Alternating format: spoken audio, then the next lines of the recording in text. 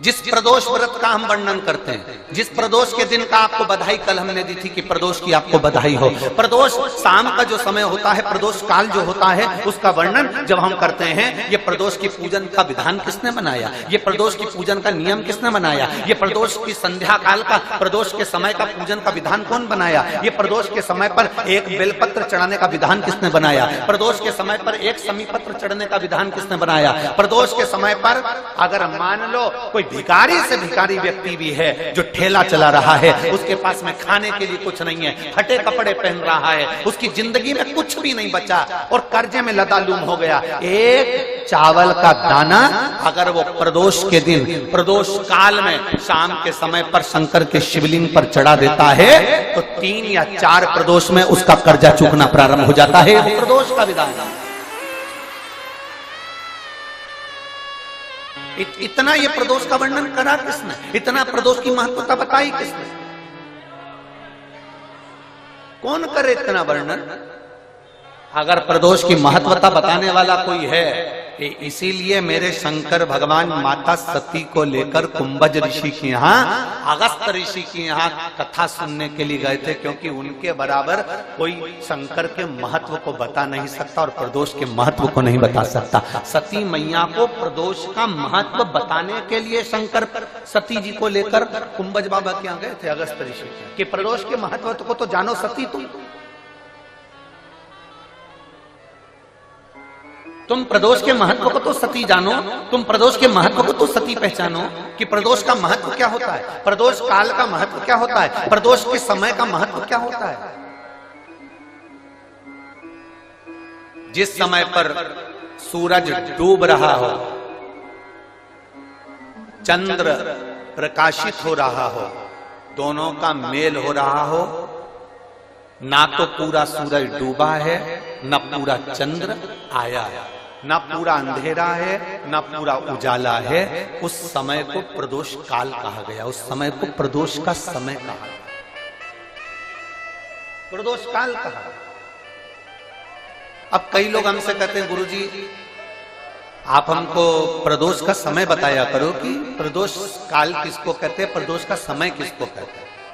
अब एक बात हम आप सबसे कहना चाहते हैं, जितने लोग आस्था चैनल पर सुन रहे हैं, जितने फेसबुक यूट्यूब पर सुन रहे हैं और जितने रेवाड़ी की इस पवित्र धरा पर कथा को सुन रहे हैं, आप सबसे एक बात कहना चाहेंगे, अगर हम समय देखकर बताएं आपको कि शाम को 6 बजे, 6:30 बजे, 6:30 पे लेकर 7:30 के बीच में ये समय है, या 5:30 से लेकर 6:30 तक का ये समय है, या हम तुमको बोल दें कि इतनी बजे ये समय प्रदोष काल का रहेगा या इतनी बजे ये समय रहेगा, तो देखिए कभी कभी ठंड का समय आता है तो दिन जल्दी ढल जाता है, कभी कभी गर्मी का समय रहता है तो दिन बहुत लेट ढलता है। इसलिए समय की गणना से मत चलो, आप तो ये अंदाजा लगाकर रखो कि दिन ढल रहा हो, अंधेरा होना शुरू हो रहा हो, सूरज डूब रहा हो, चंद्र प्रकाशित हो रहा हो, अंधेरा अपना काम कर रहा है, सूरज ढलता जा रहा है, दिन कम होते चले जा रहा है और अंधेरा थोड़ा बढ़ते चले जा रहा है, इन दोनों का जो मिलन का समय हो, अब वो कितनी भी बजे, आप तो बस उसके मिलन का समय निकाल लो, वही समय प्रदोष काल कहलाता है, वही समय प्रदोष।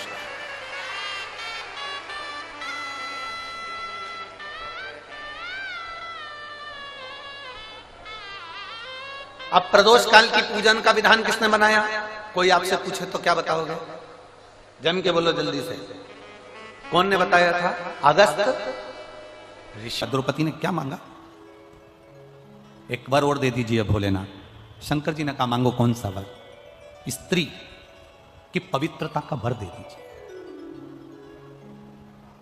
एक नारी की पवित्रता का वर दे दो। शायद ये कथा अभी तक प्रसंगों में नहीं आई, ये तब शिव महापुराण की कथा के प्रसंग में ये चरित्र आया है, तो आप ध्यान लगाकर सुनना। नारी की पवित्रता का वर दीजिए, शिव जी ने कहा मैं नारी की पवित्रता का वर देता हूं।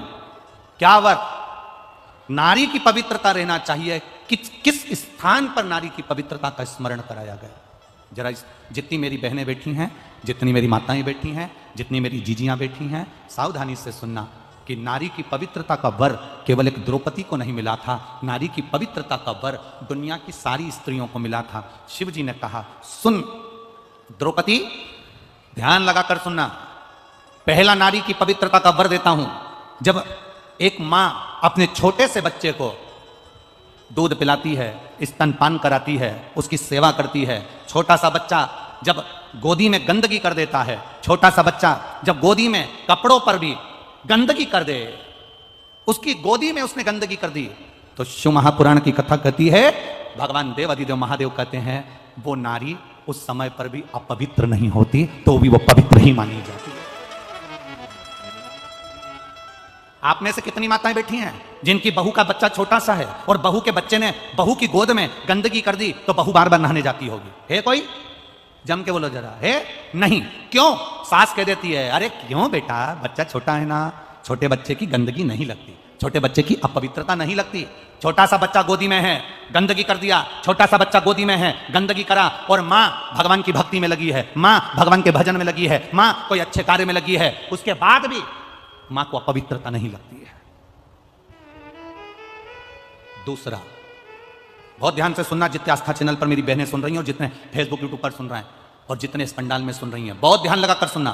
दूसरे नंबर पर मेरे महादेव कहते हैं, पति की तबीयत खराब है, पति का स्वास्थ्य खराब है, पति का शरीर में कोई रोग हो गया और तुम स्नान करने के बाद पति की देखरेख कर रही हो और तुमने भगवान का दिया तक नहीं लगाया, भगवान का मंदिर में प्रणाम भी नहीं करा, पति की देखरेख में लग गई, पति का शरीर बेकार हो रहा है और उसको वो मलमूत्र भी कर रहा है और तू उसकी सेवा में लगी है, और सेवा में लगने के बाद भी अगर तू मेरी आराधना कर रही है तो भी तू अपवित्र नहीं होगी, पति की सेवा करने वाली पवित्र ही मानी जाएगी।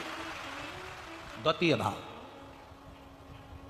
कोई तुमसे कह दे तेरा पति बीमार पड़ा है और तूने अभी हाल गंदगी साफ करी है, तेरा पति बीमार पड़ा है, तूने अभी हाल हॉस्पिटल से आई है और तू दिया लगाने लगी, अभी तू तेरा पति बीमार पड़ा और तू अभी हाल भगवान का भजन करने लगी। शंकर कहते हैं मैंने 3 जगह पर स्त्री को पवित्र कर दिया, 3 जगह पर। पहला, जम के बोलो मेरी माताएं, कब? जब गोदी में बच्चा रहता है, छोटा रहता है, आप उसकी देखरेख कर रही हो, गंदगी कर रहा है, साफ सफाई कर रहे हो, उसके बाद भी आप अपवित्र नहीं हो, पति की सेवा कर रही हो, पति को परमेश्वर मानकर पूछ रही हो, पति को सेवा कर रही हो, उसको दवाई दे रही हो, उसको गोली दे रही हो, उसका शरीर नहीं काम कर रहा है, इसके बाद भी वो गंदगी भी कर रहा है तो तुम साफ कर रही हो, तब तुम अपवित्र नहीं हो, तुम पवित्र ही कहलाओगी। तुम्हारे भीतर एक पवित्रता का भाव आएगा। और तीसरे नंबर पर, घर में सास ससुर, घर में बुजुर्ग, घर में कोई बूढ़ा व्यक्ति बीमार है, तकलीफ में है, कष्ट में है, गंदगी भी कर रहा है और घर की बहू, घर के लोग उसको संभाल रहे हैं, उसकी सेवा में लगे हैं, तो शिव कहते हैं वो अपवित्र नहीं कहलाएगी, पवित्र ही कहलाएगी, उसमें अपवित्रता का भाव नहीं होगा।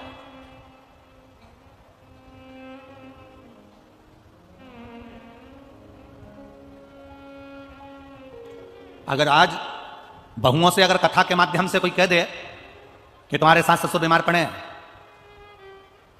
और तुमने उनके अभी कपड़े बदले हैं, उनकी गंदगी साफ करी है, जा तुम नहा के आओ, उसके बाद तुम यहां पर बैठना, उसके बाद तुम हमारा भजन करना, उसके बाद तुम्हारी हमारी भक्ति करना। अब भगवान की भक्ति से बड़ी सास ससुर की सेवा है कि सास ससुर की सेवा से बड़ी भगवान की भक्ति है? ईमानदारी से बोलना। सबसे बड़ी सेवा जो तुमने अपने बुजुर्गों की कर ली, उस बुजुर्ग की सेवा से बड़ी दुनिया में कोई भक्ति नहीं हो सकती, वो शिव की कृपा है।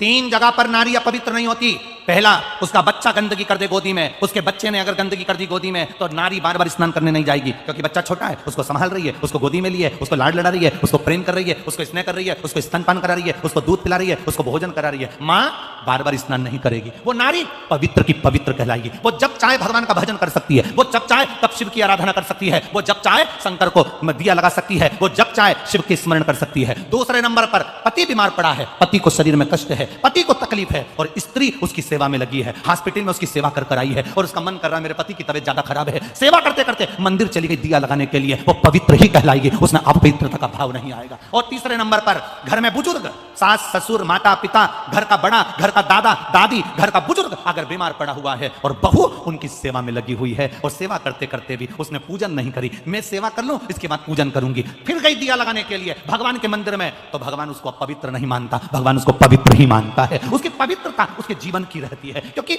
भगवान की भक्ति, भगवान का भजन, भगवान का कीर्तन, भगवान का स्मरण फल जब देता है जब हम किसी की सेवा का मूल तत्व अपने अंदर उतार लेते हैं कि मैं सेवा कर रही हूं।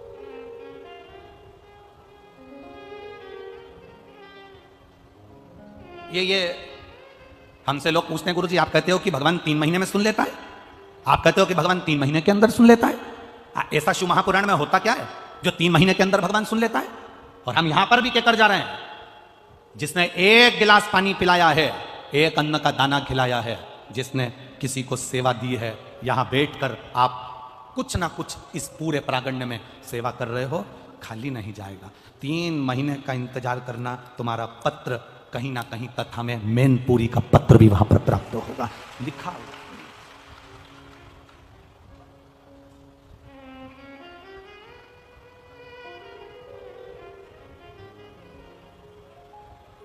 आज जब हम नीचे मिल रहे थे तो उस समय पर किसी ने 2 पत्र दिए, तो उसमें एक पत्र था कि गुरुजी बड़े बड़े संत जब कथा करते हैं, बड़ी बड़ी व्यासपीठ जब लगती है, तो उनके यहाँ पर बहुत सारे उनसे करोड़पति, अरबपति, लक्ष्मीपति उनसे बहुत जुड़े हुए रहते हैं, बहुत पैसे वाले उनसे लगे हुए होते हैं। पर आपकी कथा में जब भी देखो कोई ऐसा अरबपति खरबपति दिखता ही नहीं है, सब साधारण लोग आपकी कथा में नजर आते हैं। हमने कहा कि भाई देखो, वहाँ खरबपति की बात होती होगी, अरबपति की बात होती होगी, यहाँ तो गोरापति की बात है, और गोरापति जहाँ जैसा है वो वैसा ही।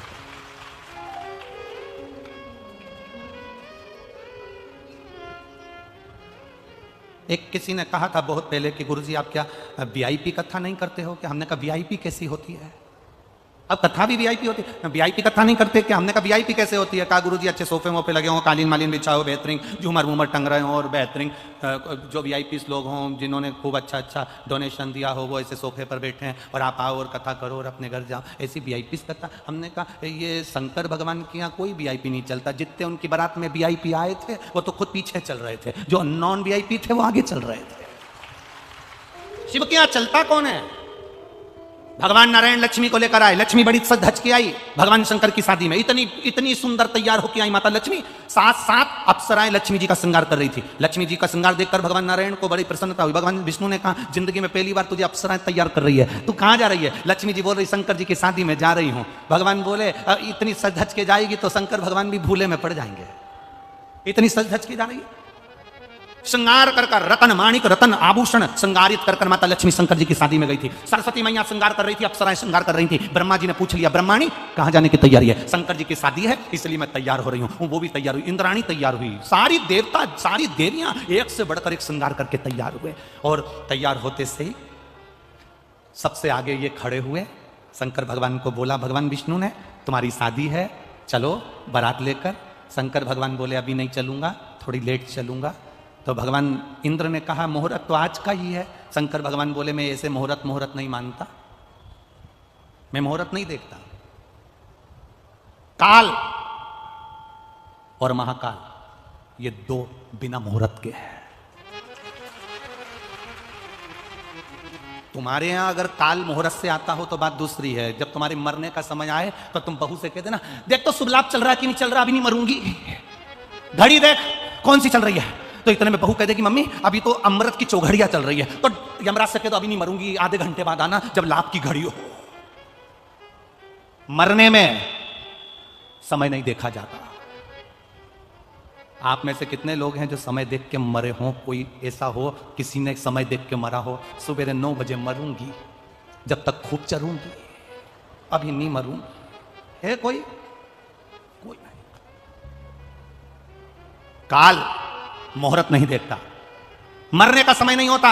जब मरने का कोई समय नहीं है तो महाकाल से मिलने का भी कोई समय नहीं है। जब तुम्हारी मर्जी पड़े तब जाइए। शंकर का ओ घड़ी ये शंकर के मंदिर में तो अब पट हो गए, शंकर के मंदिर में तो अब दरवाजे हो गए। पहले शिव के मंदिर में दरवाजे नहीं होते थे, शंकर के मंदिर में पट नहीं होते थे। शंकर बिना पट का होता था। क्यों? शंकर भगवान कहते थे मैं पिता हूं, मैं घर का बड़ा हूं, घर का बुजुर्ग हूं। इसलिए घर का जो बड़ा होता है, घर का जो बुजुर्ग होता है, घर में जब बेटे बड़े हो जाते हैं, बहुएं आ जाती हैं, पोता पोती बड़े हो जाते हैं, तो घर की जो बुजुर्ग माँ होती है ना, वो कमरे में नहीं सोती, हॉल में सोती है। उसको मालूम है मेरे बच्चों को कब मेरी जरूरत पड़ जाए मुझे आवाज लगा देंगे। शंकर के मंदिर में पट नहीं होता। शंकर के मंदिर में दरवाजा नहीं होता, शंकर के मंदिर में कोई द्वार नहीं होता, शंकर के मंदिर तो खुले होते थे, वो तो अब मंदिर में दरवाजे होने लगे, अब मंदिर में पट होने लगे। शंकर भगवान के मंदिर में ना पट है, ना झंझट है, ना कपट है और ना कपाट है। शिव तो ओघड़ी है।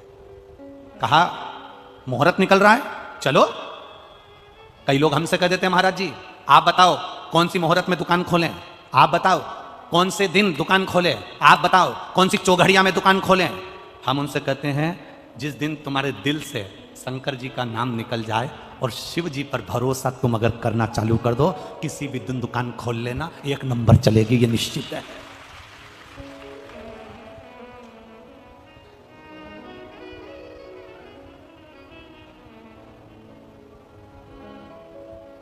तुम्हारा भरोसा, तुम्हारा विश्वास पक्का होगा, सब चलेगा। सब लक्ष्मी जी आई हैं, सरस्वती जी आई हैं, ब्रह्माणी आई है, इंद्रदेव, भगवान विष्णु, भगवान ब्रह्मा सब इकट्ठे आए, सब तैयार हो के एकदम पार्लर से जोरदार सबसे। अब तुम अपने रिश्तेदार के घर शादी में जाओ, इतना तैयार होकर जाओ और तुम्हारे रिश्तेदार के यहाँ शादी में तुमको कोई आगे आगे नहीं करे और तुम्हें कोई पूछे नहीं, तो तुम्हें कैसा लगेगा? इतनी सज धज की आई, बेड़ी बांधी, यहाँ मोती, यहाँ फूल, यहाँ गजरा, बिंदी को यहाँ से चमक वाली टीकी यहाँ चिपका के आई, यहाँ तक इधर से नीली करके आई, मुंह में 2 घंटे तक पेंसिल से लाइन खींची, फिर इसके बाद डब्बा भरा और पार्लर गई थी, वो उसने अलग 2 घंटे तक यूं रखा और धागे से ना जाने क्या करती रही। इतनी मेहनत करी तुमने बस शादी के लिए, इतनी मेहनत, और तुम उस शादी में गई और तुम्हें कोई ना पूछे तो, तुम्हें कोई आदर ना करे तो, तुम्हें कोई आगे रखे ही नहीं तो। अब इतनी तैयार होकर लक्ष्मी, सरस्वती, इंद्राणी ने, ब्रह्माणी साहब गई और मैं पहुंच गई और इतने में लक्ष्मी जी ने भगवान विष्णु से कहा प्रभु से बोलो बारात जल्दी निकालो। क्यों? दिल के अरमा आंसुओं में बह रहे हैं। 20,000 का मेकअप 5 मिनट में बह रहा है। कई तो मेकअप करती करती भी यूं करती थी।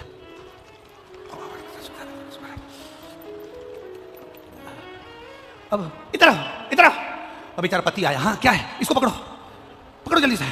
अब पति ने बेचारा यूं कर रहा और ये लगी अपनी,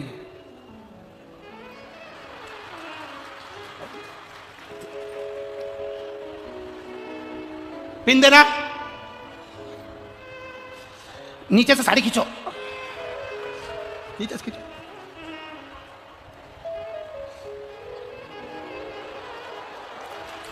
और खींचो, और थोड़ी सी और खींचो।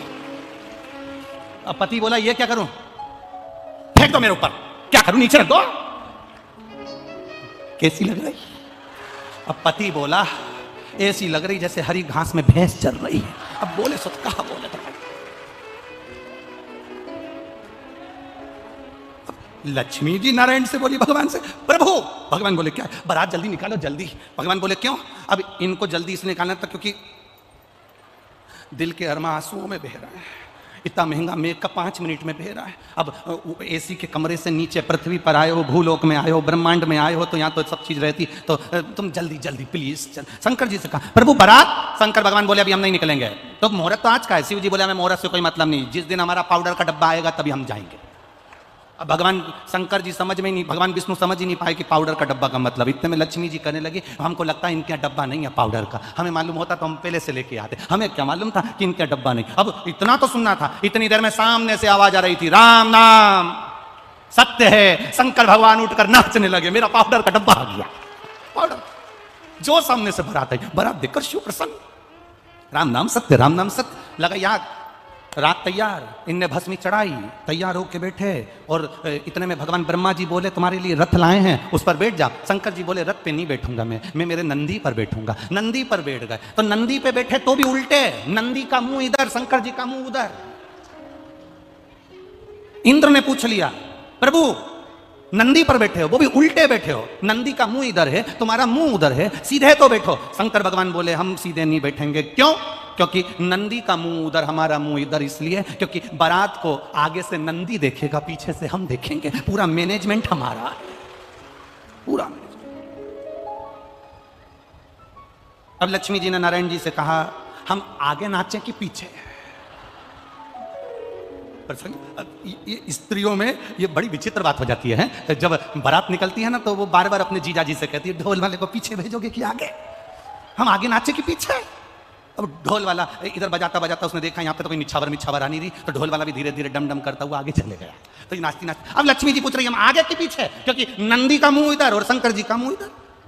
लक्ष्मी जी से भगवान विष्णु बोले तुम्हारी मर्जी हो, जहां पे नाच लो, देखो ये तो बारात है, कहीं पर भी नाच सकते हो, ठीक है। दुनिया की बड़ी विचित्र रीति है।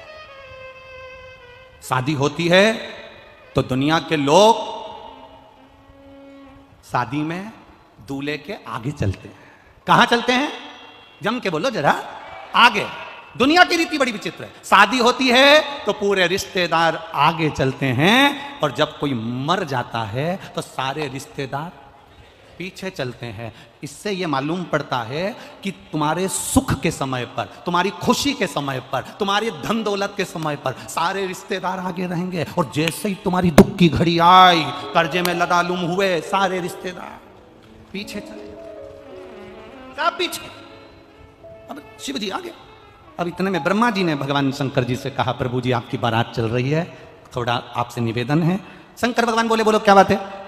तुम पूरे तन पे तुम्हारे भस्म रमी है, नग्न वेशधारी हो, कुछ नहीं, थोड़ी सी नीचे से कुछ लपेट लेते तो अच्छा लगता। शंकर भगवान बोले रुको अभी हम आते हैं, और शंकर जी अंदर गए और जो नीचे का आसन था वही लपेट लिया। अब आसन में कोई बद्दी मद्दी तो थी नहीं, तो वो बंधे कैसे? तो उनके गले का जो सांप था उसको निकाल के उससे कह दिया तू यहाँ लपेट जा, और उसको लपेट दिया और नंदी पे बैठ गए। अब इनको क्या मालूम था भोलेनाथ जी को कि आगे जो बारात चली तो उसमें ब्रह्मा जी ने सहनाई वालों को आगे लगा दिया और उन्हें पुंगी बजाना चालू कर दिया। अब जैसे ही उन्हें पुंगी बजाना चालू करी तो जो नीचे बंधा था वो भी धीरे धीरे बलबलाता। अब जैसे ही तैयार हुआ तो आसन फिर से खुल गया। आसन खुलते से ही ब्रह्माणी ने ब्रह्मा जी से कहा दूल्हे से तो कह दो कुछ पहन ले। ब्रह्मा जी फिर नाचते नाचते गए, प्रभु आसन खुल गया तुम्हारा। शंकर भगवान ने कहा तेरे को कहा था नीचे बंधे रहे, खुला क्यों? प्रभु आपकी शादी है, मैं नहीं नाचूं। शंकर भगवान बोले हमारी शादी में केवल हम नाचेंगे, बाकी का कोई नहीं नाचेगा। अब नीचे बंधा, शिव जी की बारात चली।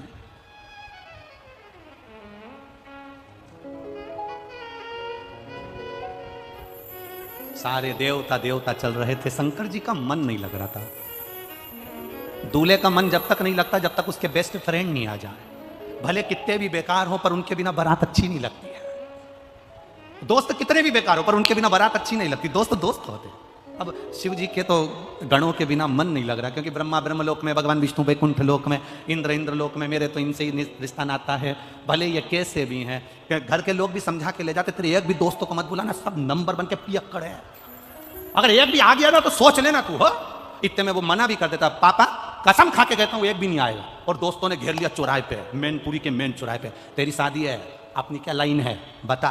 तो कह दिया बारात में मैं यहाँ से अकेला जाऊंगा और तुम तो पहुंच जाना। तेरे पापा कुछ कहेंगे तो अरे तुमसे कौन क्या कहेगा, तुम सुनो किसी की, तुम सुनो, तुम तो बस पहुंच जाओ। अब जे सब इकट्ठे होके, सारे रुद्रगण एक जगह इकट्ठे होके इंतजार कर रहे थे, शंकर जी हमको बुलाएंगे, शंकर जी हमको बुलाएंगे। शंकर जी तो बारात में भूल गए। तो इतने में से एक डाकनी गई। और डाकनी कैसी थी? होठों पे तो काजल लगा था, लाल बिंदी, और दांत इतने लंबे लंबे, सफेद कलर के दांत, काले कलर के होठ, और बिंदी लाल, बाल खुले। ये भी सच की आई थी पार्लर से, ये भी सच की। और मुंह पे पल्लू डालकर इतना सारा जो आई, सबसे पहले लक्ष्मी जी से टकराई। और लक्ष्मी जी ने इससे पूछा तुम इतनी अच्छी साड़ी पहनी है, तुम कौन हो? मृत्यु लोक की कोई अप्सरा हो? अंदर से डाकनी ने मन में सोचा अभी तूने मुझे देखा नहीं है, जिस दिन मेरी ओरिजिनलिटी देख लेगी तू कहीं की नहीं रहेगी, अभी तूने देखा नहीं। मुंह ढका था, देख पाई नहीं। लक्ष्मी जी ने कह दिया एक बार मैं तुम्हारा चेहरा देखना चाहती हूं। हम देवलोक की हैं, लक्ष्मी हैं, देवलोक में तो इतनी सुंदर सुंदर अप्सराएं होती हैं, पृथ्वी की अप्सरा को मुझे देखना है। इतने में डाकनी बोली मैं अपना चेहरा नहीं दिखाऊंगी। डाकनी ने पल्लू पकड़ के रखा और लक्ष्मी जी के दिखा कि नहीं दिखा। भगवान नारायण ने कहा, लक्ष्मी क्या बात है, क्यों बहसबाजी कर रही हो? ये देवलोक की अप्सरा से ज्यादा सुंदर है पृथ्वी की अप्सरा, इसलिए इनका चेहरा देखना है। भगवान विष्णु ने ध्यान लगाकर देखा तो लक्ष्मी जी से कहा, मत देखना, तू किसी को देखने के लायक नहीं बचेगी, बिल्कुल मत देख। अब तो लक्ष्मी जी को अंदर से ईर्ष्या होने लगी, तुम्हें कैसे मालूम कि ये बहुत सुंदर है? अब तो देख के रहूंगी, जाओ। ये माताओं की थोड़ी सी आदत रहती है, ये कुछ माताएं ऐसी होती है जो बिल्कुल विपरीत चलती है, एकदम विपरीत। एक पति की पत्नी एकदम उल्टी चलती है। पति उससे कहे कि आलू की सब्जी बना दे, ये बैंगन की बना दे। पति इससे कहे दाल बना दे या कड़ी बना दे, बिल्कुल उल्टी। बहुत दुखी था बेचारा पति, गुरुजी के पास गया, गुरुजी मेरी पत्नी बहुत उल्टी चलती है, मैं क्या करूं? गुरुजी बोले, इसको गंगा नहलाने ले जा, ये जाएगी नहीं। गुरुजी ने कहा, तू कहना पूरे गांव के लोग गंगा नहाने जा रहे हैं, अपने पास समय नहीं है दुकान से, इसलिए अपन गंगा नहाने नहीं जाएंगे। अरे गुरुजी, मैंने पूरी जिंदगी कहते कहते 40 साल हो गए इसको कि गंगा नहाने चल नहीं जा। अब की बार उल्टा चलना, तू भी, तू उल्टा चल। इसने जाकर कह दिया पूरे गांव के लोग गंगा नहाने जा रहे हैं, अपने पास समय नहीं है, अपन गंगा नहाने नहीं जाएंगे। इतने में पत्नी बोली, कैसे नहीं जाएंगे? शादी के 40 साल हो गए, तुम मुझे लेकर कहां गए? गंगा नहाने चलो मेरे साथ। खुश हो गया, गुरुजी गजब कर दिया, पहली बार जा रही है। चेला गुरुजी के पास जाकर बोला, इससे मेरा पीछा छुड़ा दो, बस एक बार ऐसा कर दो कि ये गंगा जी में ही रह जाए। गुरुजी ने कहा, एक काम कर, जब ये गंगा नहाने के लिए पानी के अंदर जाए, उल्टी तो चलती है, पानी के अंदर जाए, तब तू कह देना, आगे मत जा। बस इतना कहना। क्या बोलेगा? आगे मत जा। उल्टी तो चलती है। और जैसे ये गंगा जी में उतरी और पति ने कहा, आगे मत जाना, पत्नी के जाऊंगी, जा। चली गई, पानी में बह गई। इसने जेब में से नारियल निकाल के गंगा जी में फोड़ा, जा। पत्नी बहुत चतुर थी, उसने चैन पकड़ ली गंगा जी की, नी बही। गुरुजी ने कहा था, अगर वो चैन पकड़ ले तो तू चिल्ला कर कहना, जम के पकड़, तू चिल्ला के कहना, जम के पकड़। उसने चैन पकड़ी और उसने कह दिया, अच्छे से पकड़ना। पत्नी बोली, नहीं पकड़ना। ले, चली गई, जा, नहीं पकड़ू, जा। वो तो अच्छा है अपनी मैनपुरी की नी थी, पकड़े सो तो कहा पकड़े। अब लक्ष्मी जी बोली, मैं तो चेहरा देखे बिना रहूंगी नहीं, मुझे चेहरा देखना। अब भगवान मना कर रहे, नहीं मेरे को तो देखना है, मैं तो चेहरा देखे बिना मानूंगी नहीं। अब लक्ष्मी जी चेहरा देखे, जो लक्ष्मी जी ने उसका चेहरा देखा, एक सेकंड के लिए लक्ष्मी जी पृथ्वी पर नहीं टिकी, सीधे बैठ, सीधे बैठ। भगवान के पास में डाकनी ने आकर कहा, प्रभु सारे रुद्रगण आपकी राह देख रहे हैं, डमरू बजाओ। शिव जी ने डमरू बजाया, डाकनी पुसाचनी भूत चुड़ैल सब आ गए, बहुत जल्दी सब। किसी के 12 मुंह, किसी के 10 हाथ, किसी के 5 पांव, किसी के आंखी आंख ढेर सारी, सब दरवाजे पर पहुंचे। आरती उतरी, अंदर प्रवेश हुआ, भोजन की तैयारी हुई। देवताओं के लिए पंगत लगा दी गई, रुद्रगणों के लिए भी पंगत लगा दी गई। इंद्र बैठे थे उनके सामने। अब वो पत्तल लगाने वाले पत्तल लगाते लगाते लगाते गए। इधर जहां भूत चुड़ैल बैठे थे, एक के 12 मुंह थे। पत्तल लगाने वाले ने पूछा, कौन से मुंह से खाओगे? पत्तल कितनी रखूं? उसने कहा 12 रख। और आगे गए, एक का मुंह आगे भी था पीछे भी था, उससे पूछा, तुम कैसे खाओगे? पत्तल इधर रखूं कि उधर? उसने कहा दोनों जगह रख। और आगे गए, एक का मुंह ही नहीं था, केवल गला गला। अब ये चक्कर में पड़ गया, ये कैसे खाएगा? उससे पूछा, तुम कैसे खाओगे? उसने कहा बाल्टी में लाते जा, गले में कूड़ते जा। परसगारी करने वालों के तो पसीने छूट गए सारे। हिमालय राज के यहां जाकर बोले, हम बारातियों को कैसे भोजन कराएं? देव ऋषि नारद ने कहा, घबराओ मती, ब्रह्मा जी से पूछो कि बारात को कैसे भोजन कराया जाए। ब्रह्मा जी से पूछा, बारात को कैसे जिमाएं? ब्रह्मा जी ने कहा, देवता बैठ के जिम रहे हैं, पंगत में जिम रहे हैं, सारे देवता बैठकर आराम से भोजन कर रहे हैं। ये तो कर रहे हैं, हमने माना, पर ये भूत चुड़ैल का क्या करें? इनको भोजन कैसे कराएं? ब्रह्मा जी ने कहा, घबराओ मती, यहां से लेकर वहां तक सारे बर्तन भर भर के रख दो, और एक एक भूत चुड़ैल के हाथ में एक एक प्लेट और एक एक चम्मच दे दो, और इनको जैसे गाय को खला में छोड़े ऐसे इनको छोड़ दो, खान दो। सारे भूत चुड़ैल के हाथ में एक एक प्लेट चम्मच देकर छोड़ दिया। इंद्रदेव ने ब्रह्मा जी से पूछा, देवता बैठ के भोजन कर रहे हैं, ये तो पंगत हो गई, पर ये रुद्रगण खड़े खड़े डाकनी पिशाचनी चुड़ैल भूत खा रहे हैं, इनके खाने का कोई नाम होगा क्या? ब्रह्मा जी बोले, इसी को कलयुग में बफेट कहेंगे, यही कलयुग में बफेट है।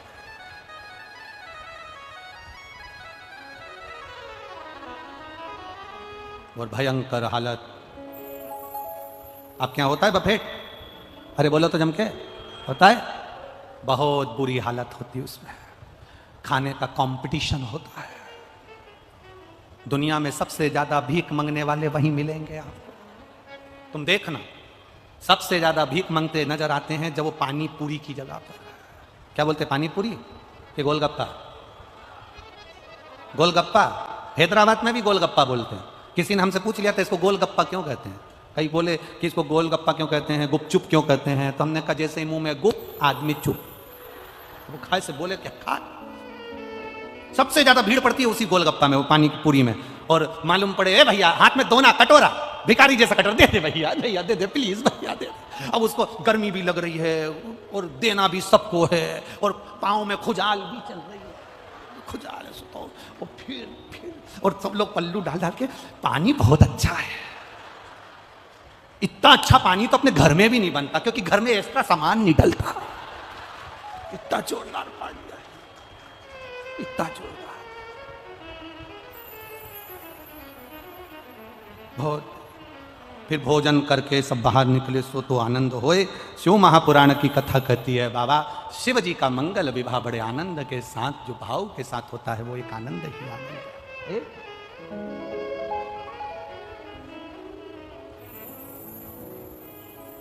अरे लुटा दिया भंडार काशी वाले, कर दिया माला माल काशी वाले ने। लुटा दिया, हाँ लुटा दिया, लुटा दिया, लुटा दिया, लुटा दिया, हाँ लुटा दिया, लुटा दिया, लुटा दिया, लुटा दिया भंडार काशी वाले ने, कर दिया माला माल काशी वाले ने। हो लुटा दिया भंडार काशी वाले ने, कर दिया माला माल काशी वाले ने।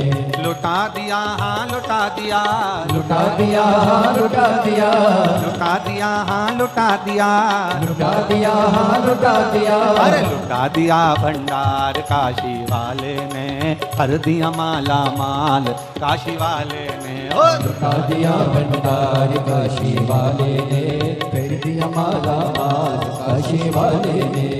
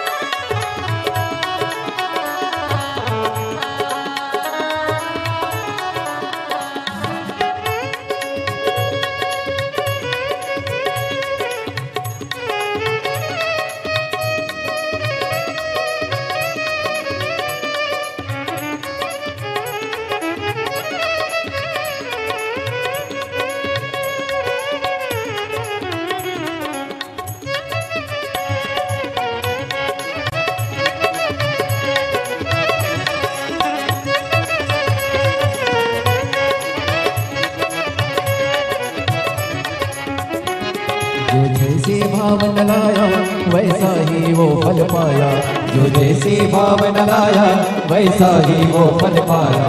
नहीं खाली उसे लौटाया वो मन ही मन हर्षाया, नहीं खाली उसे लौटाया वो मन ही मन हर्षाया। कर दिया उसे निहाल काशी वाले ने, कर दिया माला माल काशी वाले ने, कर दिया उसे निहाल काशी वाले ने, कर दिया माला माल काशी वाले ने, कर दिया माला माल काशी वाले ने, कर दिया माला माल काशी वाले ने, कर दिया माला माल काशी वाले ने, कर दिया माला माल काशी वाले ने। अरे लुटा दिया भंडार काशी वाले ने, कर दिया माला माल काशी वाले ने, लुटा दिया भंडार काशी वाले ने, कर दिया माला माल काशी वाले ने।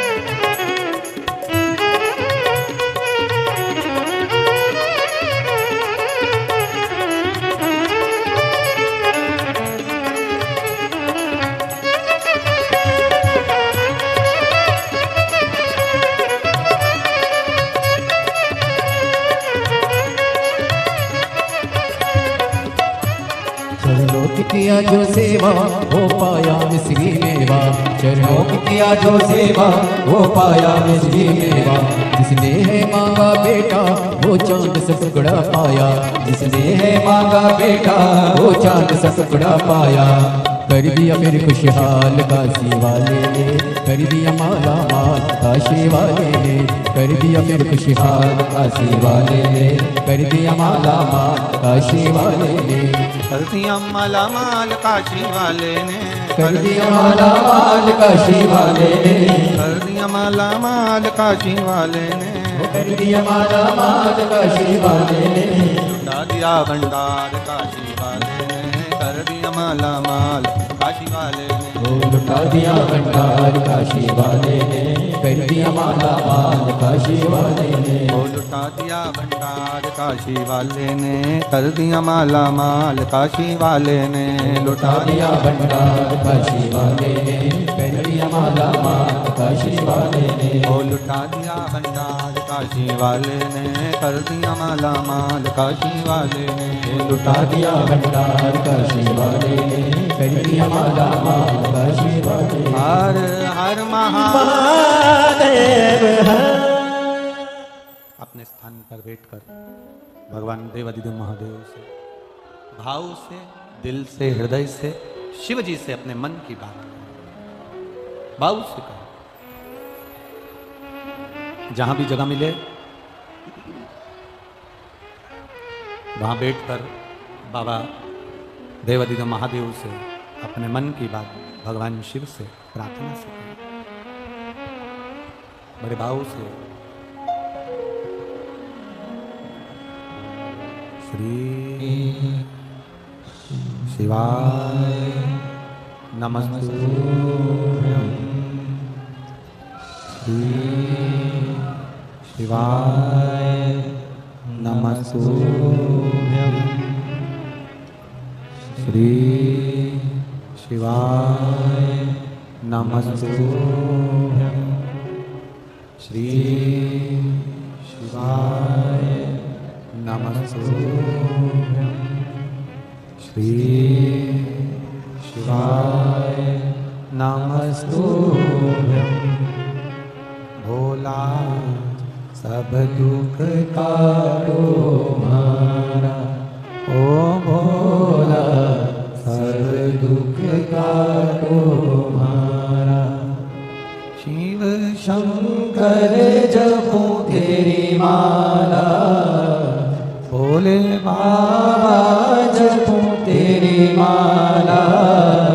भोला सब दुख काटो मारा, ओ भोला सब दुख काटो मारा। वेश मंगल मंगलकारी, वेश मंगल मंगलकारी। शमशान वासी हमारा, शमशान वासी हमारा। ओ भोला सब दुख काटो मारा, ओ भोला सब दुख काटो मारा। शिव कथा कर रहे, भगवान शंकर का संवाद कर रहा, शिव तत्व कर रहा। 3 जगह पर नारी को पवित्रता का भाव वर्णित कर दिया। अब जितनी माताएं बैठी हैं वो भी मुख से बोलेंगे। पहला स्थान कौन सा बताया? बच्चा जब छोटा है, गोदी में है, वो बच्चा गंदगी भी कर रहा है तो भी नारी पवित्र है। दूसरा स्थान कौन सा बताया? पति की सेवा अगर पत्नी कर रही है, पति सेवा में लगी है तो वो पवित्र है। तीसरा स्थान कौन सा बताया? घर के बुजुर्ग, माता पिता, सास ससुर की सेवा में लगी है, वो पवित्र है। ये पवित्रता का भाव वर्णन किया।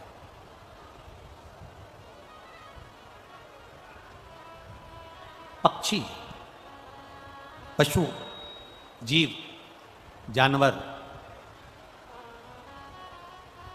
अगर इन पशु पक्षी को, इन जीवन जानवर को अगर भगवान का भजन करना है तो इनको क्या स्नान करना पड़ेगा?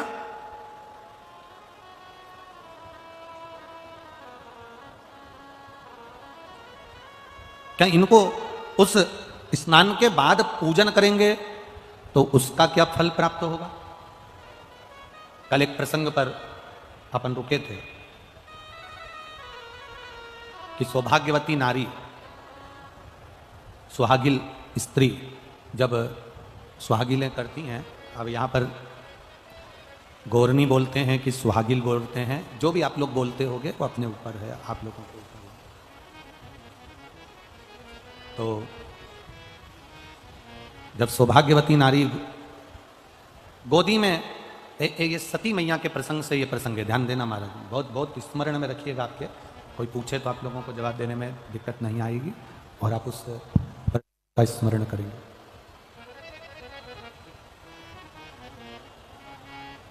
सती मैया अग्नि में कूद गई। द्रौपदी के पवित्रता से,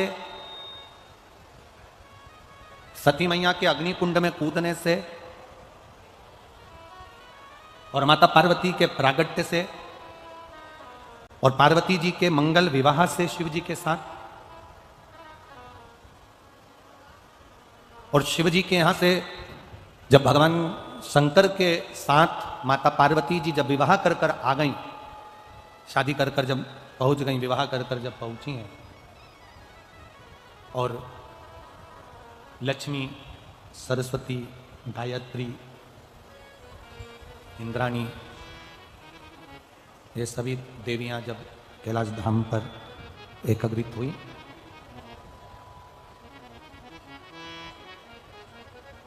उस प्रसंग से इसको जोड़ा गया। सती मैया क्रोध की अग्नि में यज्ञ कुंड के अंदर जाकर कूद जाती हैं और उनको श्राप लग जाता है कि तुम देव यज्ञ में, देवताओं के होने वाले इस कार्य में, होने वाले सत्कर्म में तुम कूदी हो, इसलिए तुम्हें कोयल की योनि प्राप्त हो। शंभु शंभु शंभु, तुम्हें कोयल की योनि प्राप्त हो।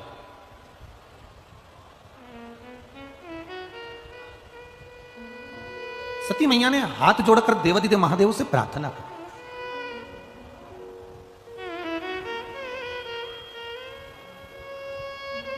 प्रभु, गलती तो हो गई, अब ये गलती तो हमसे हो गई है कि ये अग्नि में हम, यज्ञ की अग्नि में हम कूद गए हैं। थोड़ा बेस कम करो बाबा।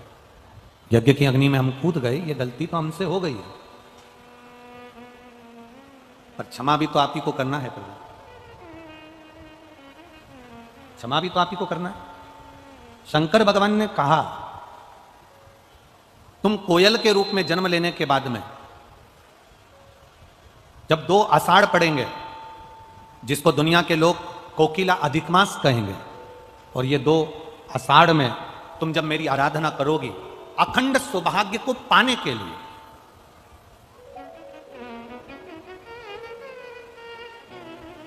अखंड सौभाग्य को पाने के लिए जब तुम मेरी आराधना करोगी, तब तुम पुनः हिमालय राज की बेटी बनोगी, और हिमालय राज की बेटी बनकर, हिमालय राज की पुत्री बनकर, बेटी बनकर तुम मेरी आराधना कर कर, मेरा तप कर कर, मेरी साधना कर कर, मेरी तप साधना में लग कर तुम मुझे पुनः प्राप्त करो, वापिस मुझे तुम प्राप्त करो। अब देखिएगा, कोयल का जन्म मिल गया माता सती को, और कोयल के जन्म को पाकर मां सती जगह जगह भ्रमण करने लगी। भ्रमण करते करते एक बार माता सती देवऋषि नारद के सम्मुख में प्रकट हुई।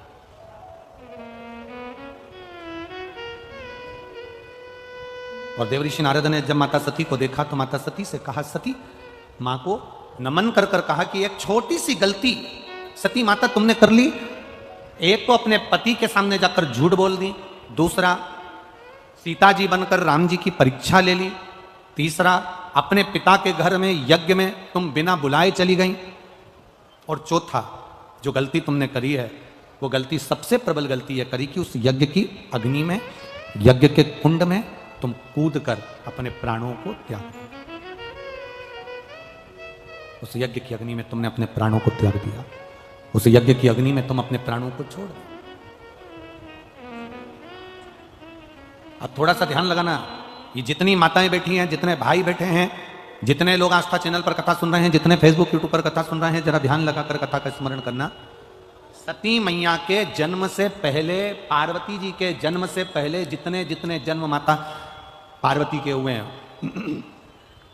उमा बनकर, कात्यायनी बनकर, चंद्रघंटा बनकर, कुष्मांडा बनकर, स्कंदा बनकर, कात्यायनी बनकर, गौरी बनकर, उमा बनकर, ये सब माता पार्वती जी के जन्म के पहले के सारे जन्म माता पार्वती के हैं, जितने भी हैं, उमा, कात्यायनी, चंद्रघंटा, गौरी, महागौरी, स्कंदा, कात्यायनी, ये जितने जितने माता के अवतार हैं, ये सब पार्वती जी के जन्म के पहले के।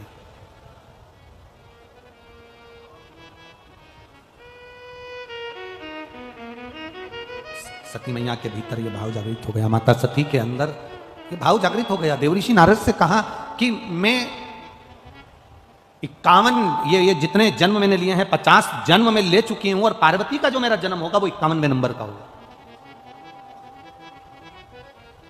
कुछ ऐसी कृपा कर दीजिए कि मेरी मांग का जो सिंदूर है वो अखंड रहे, और बार बार मुझे इस शरीर को छोड़ना ना पड़े, इस शरीर से मेरे बार बार ये शरीर मेरा छूटे ना, ऐसी ऐसी कुछ कृपा, ऐसी कुछ दया, ऐसी कुछ करुणा हो जा।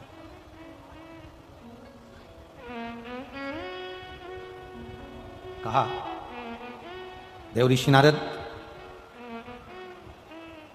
तुरंत वर्णन कर दिए, मां जब तुम्हारे चित्त में, जब तुम्हारे भाव में, तुम्हारे हृदय में,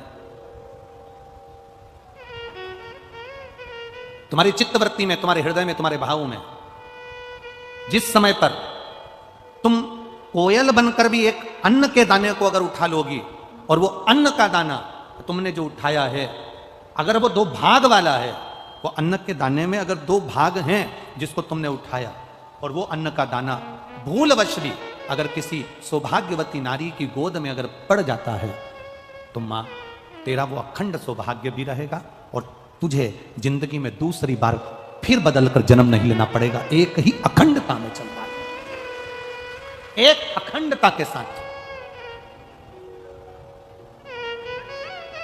कभी आप अपने घर की बुजुर्ग माताओं से पूछना कि ये सुहागिल जब हम करते हैं, सौभाग्यवती नारियों को जब हम सुहागिलों को जब हम बुलाते हैं, मांग में सिंदूरा देते हैं, गोदी में चना और गुड़ डाल देते हैं उसके, तो ये चना गुड़ का महत्व क्या है? कभी सौभाग्यवती नारियों से या जितनी सुहागवती माताएं हैं, जो बुजुर्ग घर की माताएं हैं, उनसे पूछना कि ये सुहागिल जब हम करते हैं, 11, 5, 7 बिठाते हैं, उनकी गोदी में चना और गुड़ जो हम डाल देते हैं, ये प्रसंग कहाँ का, ये प्रसंग का सार तत्व कहां से?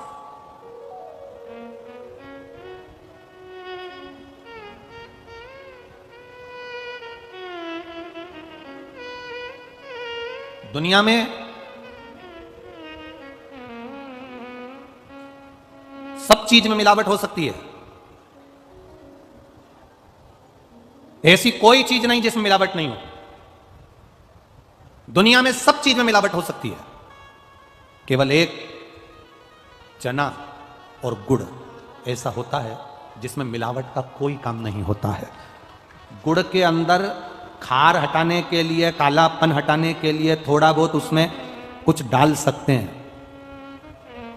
पर रहेगा वो गुड़ गन्ने का रस ही।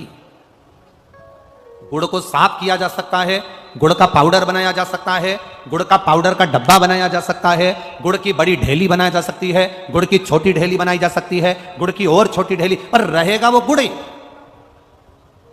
उसमें मिलावट सफाई के लिए कर सकते हो, पैकिंग के लिए कर सकते हो, सुंदर दिखने के लिए कर सकते हो, अच्छा बनाने के लिए कर सकते हो, आप उसकी पैकिंग या अच्छा बनाने के लिए उसको कर सकते हो, पर रहेगा वो गुड़ ही।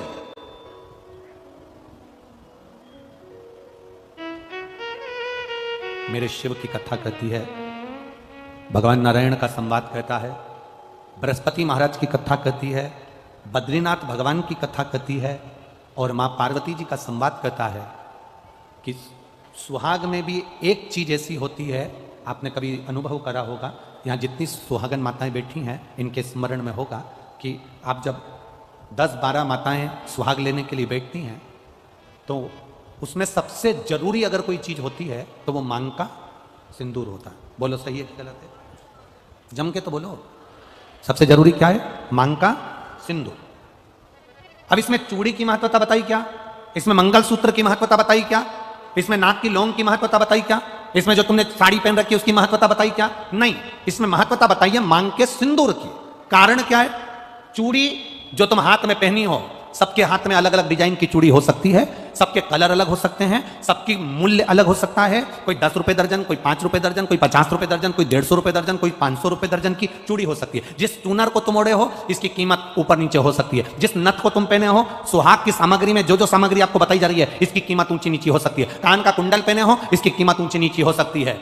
आपने गजरा लगाया, उसकी कीमत ऊंची नीची हो सकती है। जो मंगलसूत्र पहना, किसी ने बड़ा पहन लिया ज्यादा कीमत का है, किसी ने छोटा पहन लिया कम कीमत का है, इसकी कीमत ऊंची नीची हो सकती है। पांव में बिछुड़ी पहनी, इसकी कीमत ऊंची नीची हो सकती है। पांव में पायल पहनी, इसकी कीमत ऊंची नीची हो सकती है। केवल सारी दुनिया में जितनी नारियां हैं जो मांग में सिंदूर लगाती है उसकी कीमत एक जैसी रहती है, उसकी कीमत कभी ऊंची नीची नहीं रहती है। मांग के सिंदूर की कीमत एक जैसी है। इसलिए जितनी बैठती हैं, जितनी भी माताएं वहां पर, जब तेज बोलने लगते तुम स्लो कर देते हो बाबू। जितनी भी माताएं वहां बैठती हैं, वो सबके मांग में एक जैसा सिंदूर होता है, क्योंकि सिंदूर एक सम है, एक सम। 16 श्रृंगार में से बाकी के श्रृंगार की कीमत ऊंची नीची हो सकती है, पर मांग के सिंदूर की कीमत एक जैसी, अखंडता, अखंडता, अखंड। हम तो कई बार आप लोगों को कथा में भी वर्णन करें, कभी मौका मिल जाए करें ना, तो सोमवार की जो अष्टमी होती है ना, प्रयास करना कभी अगर मौका मिल जाए करे आप लोगों को। सोमवार की जो अष्टमी होती है, जिस लड़का लड़की का विवाह नहीं होता, जिसका मंगल पाणिग्रहण संस्कार नहीं होता, वो जो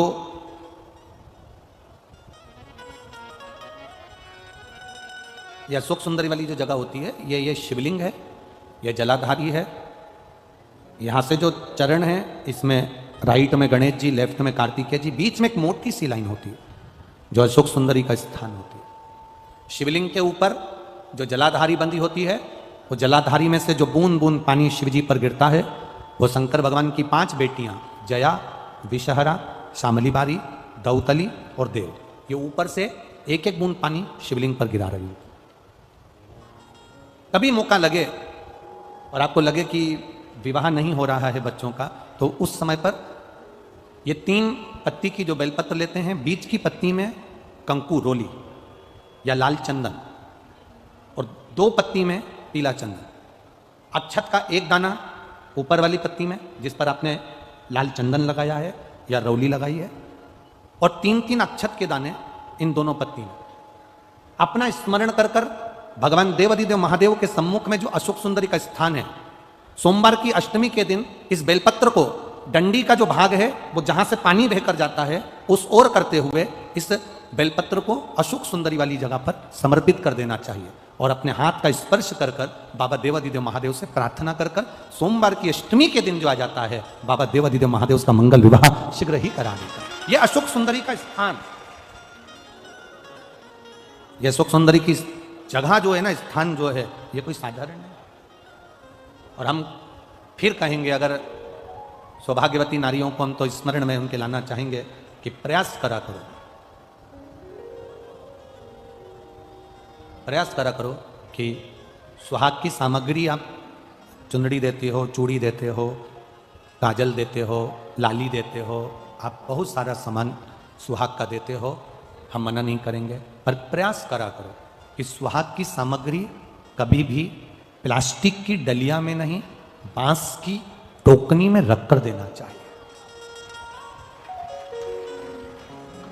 2 चीजें अपने जीवन में उतार कर रखिएगा, 2 जगह पर बांस का प्रयोग अवश्य करिए। एक, बेटी की विदाई करो, पहली बार अगर बेटी जा रही है, पहली बार अगर बेटी जा रही है और अपने घर से बेटी की विदाई हो रही है, तो बांस की टोकनी में वो मैदे की जो पूड़ी बनाते हो, यहाँ चलता है कि नहीं चलता वो हमको नहीं मालूम, पर हमारे यहाँ तो पूरे मालवा में, गुजरात में, मारवाड़ में, पूरे में चलता है, इधर होता है मैदे की पूड़ी, शक्कर, ये प्लास्टिक की डलिया में नहीं, इसको बांस की टोकनी में रखकर भेजना चाहिए। और एक सुहाग की सामग्री, सौभाग्य की वस्तु, हमेशा जब भी किसी सुहागिन स्त्री को अगर सौभाग्य की वस्तु आप दे रहे हो, हरतालिका तीज का व्रत कर रहे हो और सुहाग सामग्री दे रहे हो, कोई आपने व्रत करा, उद्यापन करा, उसमें सुहाग सामग्री दे रहे हो, तो बांस की टोकनी में देना चाहिए, बांस की डलिया। उसका कारण क्या होता है? बांस एक ऐसा होता है, बांबू बांस एक ऐसा होता है जो कि कितना भी उसको काट लो वो फिर बढ़ना प्रारंभ हो जाता है, फिर काटो फिर बढ़ना प्रारंभ हो जाता है, फिर काटो फिर बढ़ना प्रारंभ हो जाता है। इसलिए सुहाग की वस्तु अगर हमने एक जरासी सामग्री भी सुहाग की डलिया में दी है तो वो अखंड सौभाग्य का काम कर जाती है और जिंदगी भर का काम कर जाती है। अब ना जाने कहां से ये तुम्हारे पास में प्लास्टिक की डलियां होना गई, तो लोग इतने सरल हो गए, बांस की डलिया लेंगे तो 15 रुपए की आएगी, प्लास्टिक की डलिया 3 रुपए 5 रुपए में आ जाएगी, 5 रुपए में आएगी, अपना काम खत्म, दे देंगे, दुनिया उसका यूज करेगी तो ठीक, ना करे तो। बांस की डलिया आजकल कौन रखता है गुरुजी, प्लास्टिक की डलिया तो लोग संभाल के रखते हैं, पर ये नहीं सोचती कि समय की अवस्था में ये बांस की डलिया बहुत काम आती है।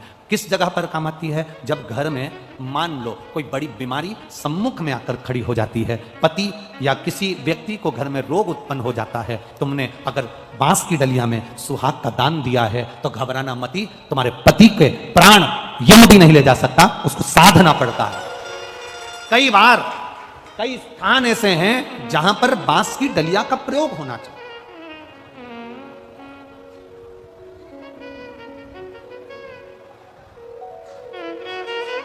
ये आजकल तो राजनीति के चलते हुए लोगों ने अलग अलग समाज को बांट दिया कि ये कुम्हार है, ये बंसकार हैं, ये हैं, वो हैं।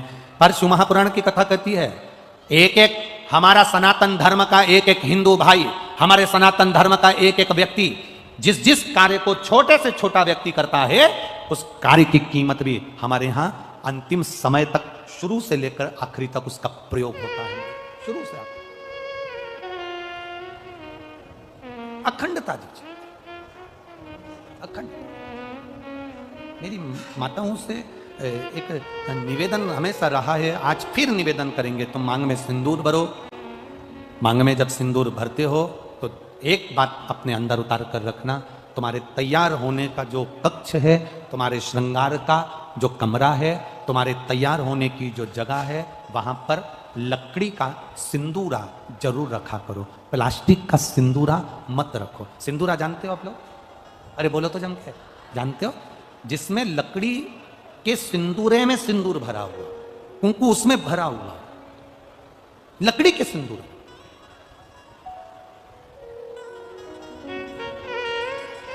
प्लास्टिक में नहीं, चांदी की डब्बी में नहीं, सोने की डब्बी में नहीं, एल्युमिनियम या पीतल की डब्बी में नहीं, लकड़ी के सिंदूरे के अंदर। और उस लकड़ी के सिंदूर के अंदर उस सिंदूर को पड़ा रहने दो और उसे उसमें से आप अपनी मांग के अंदर लगे, लकड़ी के उसमें से।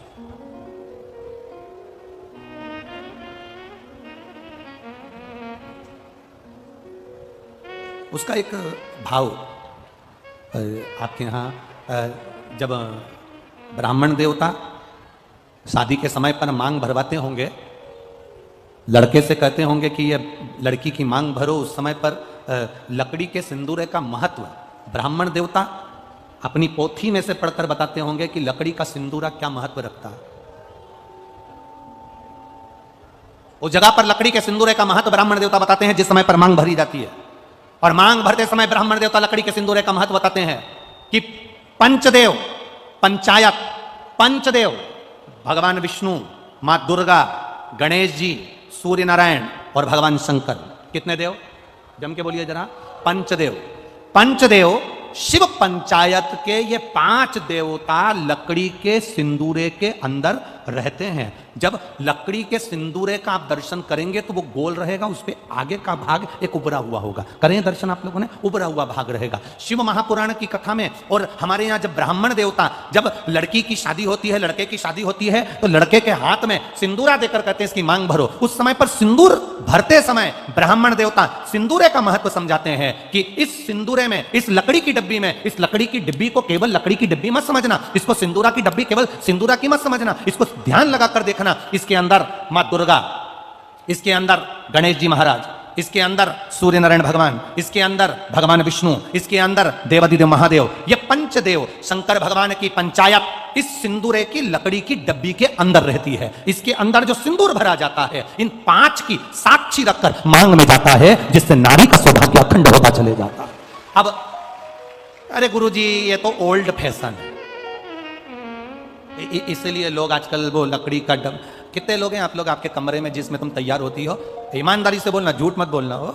हम भले तुम्हारे वहां जाकर देखे नहीं, पर ईमानदारी से बोलना। तुम जितनी बैठी हो ना, इसमें से कम बस 2-4% लोग ऐसे होंगे जिनके घर में तैयार होने वाले कमरे में लकड़ी के डब्बे में सिंदूर है। बाकी के जितनी बैठी हो ना, सब वो प्लास्टिक की डब्बी से लगा ले।